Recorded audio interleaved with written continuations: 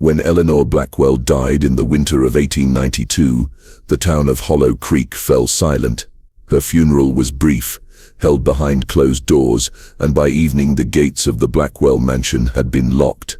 The Reverend Elijah Blackwell told the townspeople his family needed time to mourn in peace.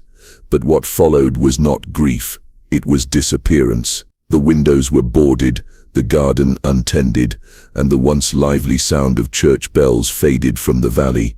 Weeks passed. Then the whispers began. Some said they heard hymns echoing from the woods at night, soft and broken, sung by more than one voice. Others swore they saw flickering light from the mansion's upper floors, like candles moving room to room, though no one lived there anymore. Those who went near the gates felt watched, as if unseen eyes studied them through the cracks in the boards. Even the wind seemed different on Marrow Hill, thicker, slower, carrying something that didn't belong to air. Years turned to decades, and the Blackwell name became legend. Children dared each other to touch the rusted gate. Hunters avoided the forest altogether. They said the ground there pulsed faintly when you stood still too long. No one believed it, of course, until a historian named Clara Merrin arrived. She came to Hollow Creek in the summer of 1920, chasing stories of forgotten churches and lost sermons. Locals warned her not to go near the mansion, but curiosity has a voice that drowns out fear. She climbed the hill alone, her lantern trembling in her hand, and found the iron gate still chained but unlocked. Inside, the air felt heavy, as though the house itself had been holding its breath for years. Dust clung to the walls in thick layers. Every step she took echoed back at her twice, once in the present, and once in something older. The air smelled of mold and burnt wax. Furniture stood in the same place it had been left, frozen in perfect disarray. When she reached the grand hall, she noticed the wallpaper rippling gently, like a curtain stirred by wind. But there was no wind. The pattern shifted in waves, forming faint lines that looked almost like handwriting. She leaned closer. The sound rose beneath it, low, rhythmic, a murmur of voices, not quite words. It seemed to come from inside the walls, from somewhere deep within the house's memory. Clara whispered a prayer and turned to leave, but the door behind her groaned shut on its own. The lantern flame shivered, stretching toward the staircase, as if drawn to something above. The sound grew clearer then, many voices, whispering the same phrase again and again. She couldn't understand it, yet it felt familiar, like a sermon she'd once heard in a dream. Her heart pounded as she backed toward the exit, but the air pressed against her chest, holding her still. For a moment, she thought she heard laughter. Then, silence. Only the faint echo of breathing that wasn't hers. Clara stumbled out into the night, gasping for air that felt too thin. When she looked back, the mansion stood quiet and still, its windows dark once more. But as she turned to leave the hill, she realized the sound hadn't stopped. It was following her, soft and steady, like a prayer that refused to end. Before Eleanor's death, Reverend Elijah Blackwell had been the voice Hollow Creek trusted most. His sermons were calm, his faith unshaken, his devotion to God the kind that gave others strength. But when his wife's heart stopped one winter morning, something inside him cracked. At first he spoke of acceptance, of grief as a test of faith. Then, week by week, his words began to twist. His voice lost its warmth. The congregation felt it before they understood it. The strange silence that followed each of his pauses, the way his eyes lingered on the empty front pew where his wife once sat. Soon, his sermons no longer comforted. They warned. He spoke of the body as a vessel too fragile for truth, of purity that must be burned clean through sacrifice. He said the soul could not rise unless it was bound to another.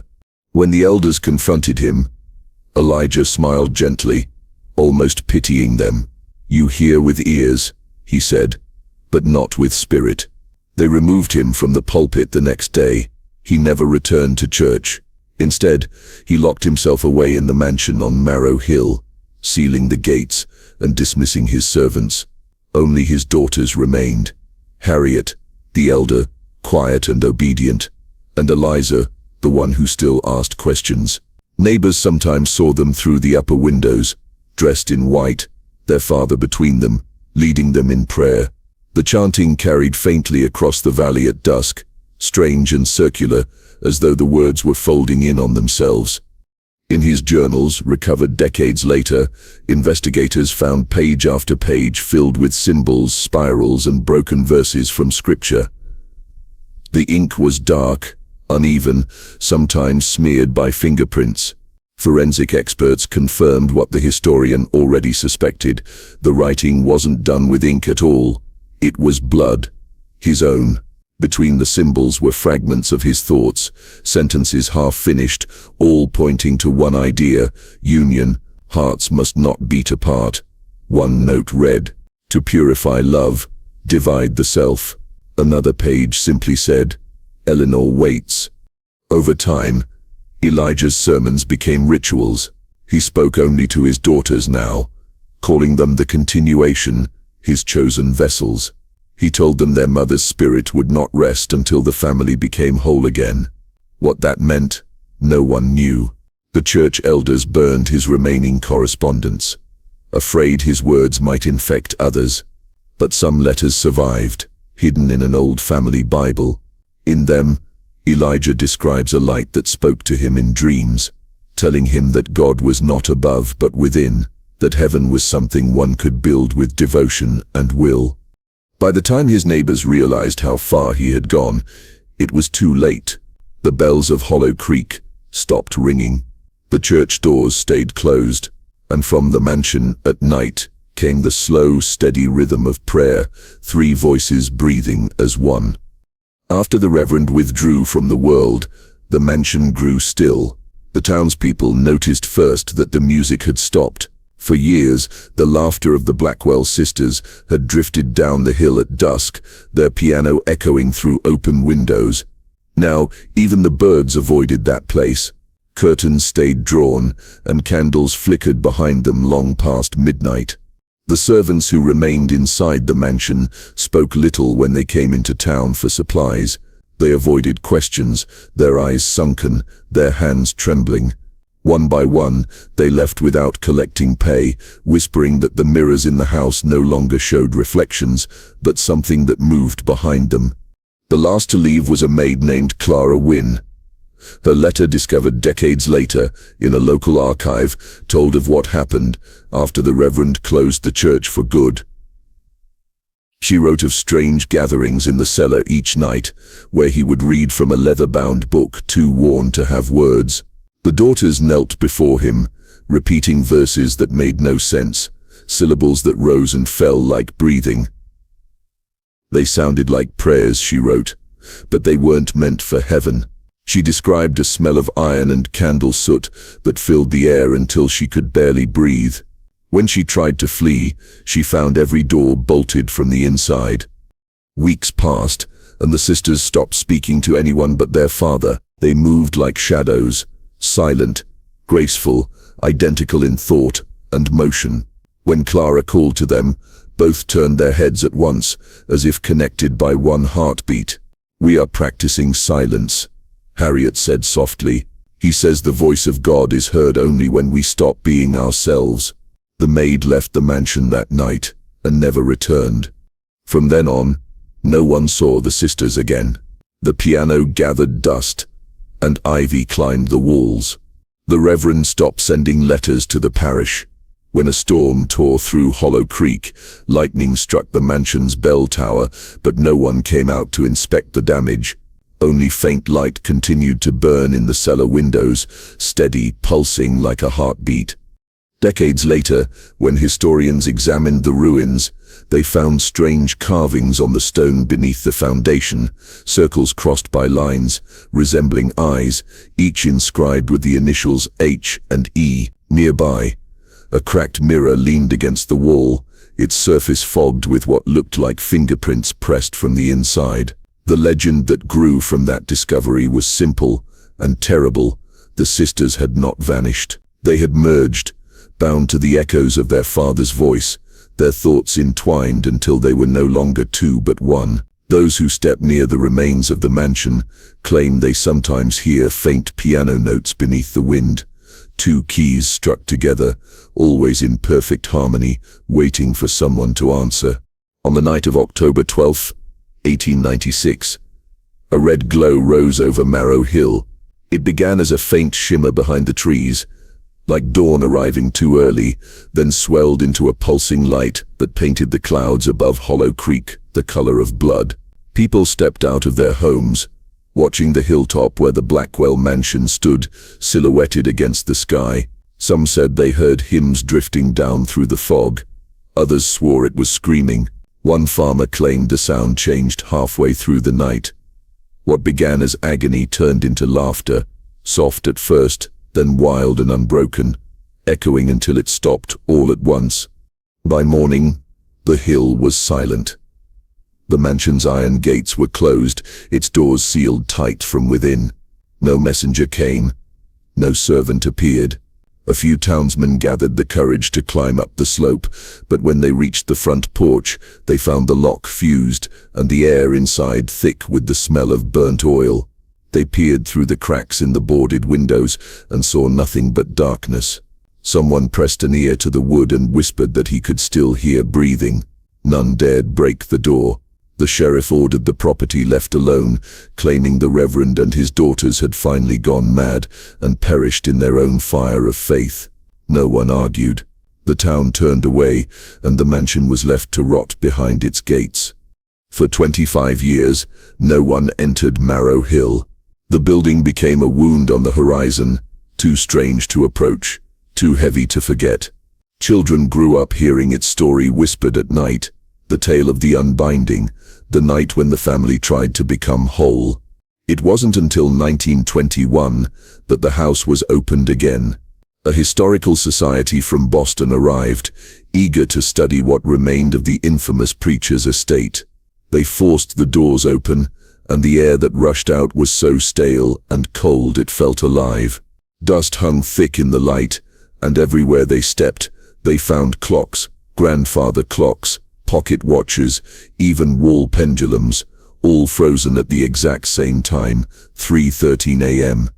Down in the basement chapel, they discovered the center of it all. The room was perfectly preserved. The pews were gone, replaced by 3 wooden chairs facing a stone pulpit. Strange symbols were carved into the floor, circles overlapping like links in a chain. Burnt candles surrounded the carvings, their wax hardened mid-drip, as though time had stopped mid-prayer. On the far wall, drawn in ash, were the words, "We are one." The investigators documented everything, then fled before nightfall. When the film from their cameras was developed, the last frame showed something no one could explain. Behind the pulpit, a faint figure appeared, tall, thin, arms outstretched, and beside it, 2 smaller shapes turned slightly toward the lens. Their outlines were soft, almost fading, but their faces were clear enough to see. 3 pairs of eyes, staring directly ahead, waiting for the light to fade again. By the 1950s, the story of the Blackwells had become a ghost tale told by old men in diners and printed in local pamphlets to amuse tourists. Most believed the mansion's legend had finally faded until a box of letters appeared in the attic of a church rectory miles away. The paper was yellowed, the handwriting frantic, and each page carried the same seal, a ring of 3 circles intersecting. The letters spoke of gatherings held on the anniversary of the unbinding, always at midnight, always among the ruins of Marrow Hill. They called themselves the Children of the House. Their purpose, according to one note, was to complete what the Reverend began. The discovery drew the attention of a young reporter named David Hensley, who wrote for the Hollow Creek Gazette. Ambitious and skeptical, he thought the cult was nothing more than a hoax or a collection of eccentric believers. But his fascination grew when he received an anonymous envelope containing 2 photographs. The first showed a group of cloaked figures standing in a ring around a stone altar. The second showed 2 women in white, their faces turned slightly toward the camera. David was sure it was a prank until he compared the images to portraits of the long-dead Blackwell sisters. The resemblance was perfect. He told colleagues he planned to infiltrate their next meeting, which was said to take place on October 12th, the same night the red glow had once risen over the hill. In his notebook, later found in his apartment, he described the beginning of the ceremony. There were 13 of them, he wrote, chanting a single word over and over, the syllables curling like smoke. The 2 women led them. They did not move like living people, but as if remembering the act of movement. The final line in his notes ends abruptly. They see me. When David failed to return home, police searched the ruins of the mansion. They found no sign of him, only candle wax melted into the shape of footprints leading toward the foundation. The case was closed as an accident, but his camera was eventually recovered from a pawn shop in a nearby town. When the film was developed, most of the photos were blurred, except one. In it, the same 2 women stood side by side, their pale faces framed by the night. One was smiling faintly, as though greeting the photographer. The other was staring past the lens, directly at whoever would look next. Those who examined the picture claimed her eyes seemed to follow them, even after the lights were turned off. And on the back of the photograph, written in the same looping script as the old letters, was a single phrase, "We never left." When the demolition crew arrived at Marrow Hill in the summer of 1998, they expected nothing more than crumbling brick and rot.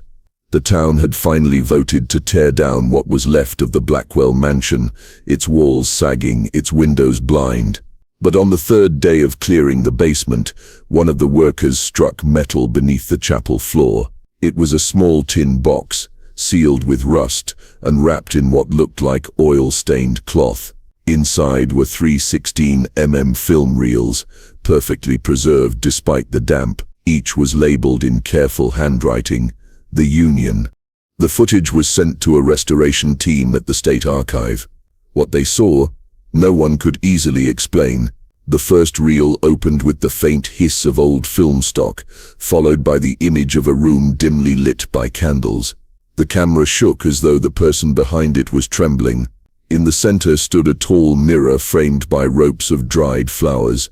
Around it, a circle of hooded figures swayed in rhythm, their voices rising and falling in strange, pulsing chants. The sound was low, steady, almost like breathing. On the edges of the frame, the shadow of a man passed again and again, watching the ritual unfold. The second reel began with the same mirror, but now the camera seemed closer. The figures had multiplied, their movements slower, more deliberate. At moments the image flickered, revealing faces beneath the hoods, blurred, featureless, as though the light refused to touch them. Then, for a few seconds, the film cleared. 2 women in white stood before the mirror, holding hands. Their faces were identical. Their eyes were fixed on the reflection, as if waiting for something to appear. The voice of a man entered the frame then, calm and distant, reciting words that experts later described as rhythmic fragments of Latin and something older. The reel ended abruptly when the camera tilted upward toward the ceiling, showing dark stains that pulsed like veins. The final reel was the one that silenced the room. It began with an empty mirror. Slowly shapes emerged in its surface, 3 silhouettes, faint but visible. The 2 women faced each other, still holding hands, while the figure of a man stood behind them, his outline jagged, shifting with every flicker of light. For a moment it looked as though he placed his hands on their shoulders. Then the film began to melt, the images warping into liquid silver. Just before the frame dissolved completely, a sound bled through the distortion, 3 voices whispering in perfect unison, "We never left." Experts confirmed the film stock dated back to the 1930s, decades after the Blackwells' deaths. The handwriting on the reels matched Elijah Blackwell's known journals, yet he would have been long dead when it was made. The box was reburied by order of the Historical Committee, but rumors spread that the film still plays on its own when left in darkness, repeating its final words again and again, as if waiting for someone to answer. The Blackwell mansion no longer stands. Only fragments remain, stone bones scattered across Marrow Hill, half swallowed by ivy and time. The grand staircase rises toward an empty sky, its steps cracked and leaning, leading to nothing but open air. The air up there feels different, thicker, heavier, as if the space once held a heartbeat and hasn't quite forgotten it. Locals say that at dusk, when the last light sinks behind the trees, the ruins begin to stir. Some hear faint music carried on the wind. Others claim it's prayer, slow and rhythmic, coming from beneath the ground. No one has ever found what lies below, but everyone who's gone looking says the same thing. The silence there listens back. In the spring of 2019, a small team of paranormal researchers came to Hollow Creek to investigate the legend. Their instruments recorded low-frequency vibrations across the site, pulses that matched the rhythm of a human heart. They traced the readings to the base of the old chapel wall, where the ground dips slightly inward, as though something beneath it is breathing. Cameras picked up intermittent flickers of light, tiny sparks, the color of candle flames, moving across the rubble in steady intervals. The team thought it was reflection from their gear until they realized the light moved opposite to them, always just at the edge of sight. Their lead investigator, Anna Porter, was the first to suggest that the activity wasn't residual energy, but communication. In her field notes, she wrote that the vibrations changed when they spoke near the ruins. "It's answering," she wrote. "It slows when we pause. It speeds when we whisper." On their third night, Anna set up an audio recorder at the base of the broken staircase and stayed behind while the others returned to town. When the team came back at dawn, her equipment was still running, the recorder's red light blinking softly. Anna was gone. No footprints. No signs of struggle. Only her notebook, left open on the stone, a sentence underlined twice. "They are still trying to be heard." The audio from that final night became the centerpiece of the investigation. At first it captured nothing but static and the hum of wind. Then faintly, a pattern emerged. 3 pulses, a pause, 3 more. Beneath it, a whisper layered in repetition, almost like breath. "To love is to remain." The sound engineer described it as 2 voices overlapping, perfectly synchronized. At the end of the recording, there was a deep exhale, followed by silence. Today, no one visits Marrow Hill after dark. The gates rust, the grass grows over the path, and the town keeps its distance. But on some nights, travelers still claim to see light where no house stands, flickering softly as though someone were still inside, waiting. They say if you stand quietly enough, you can feel the air moving against your skin, slow, deliberate, like the house itself inhaling. Whatever the Blackwells became, whatever unity they sought, it seems they found it. Their love endures, not in life or in memory, but in the quiet rhythm of a house that still breathes.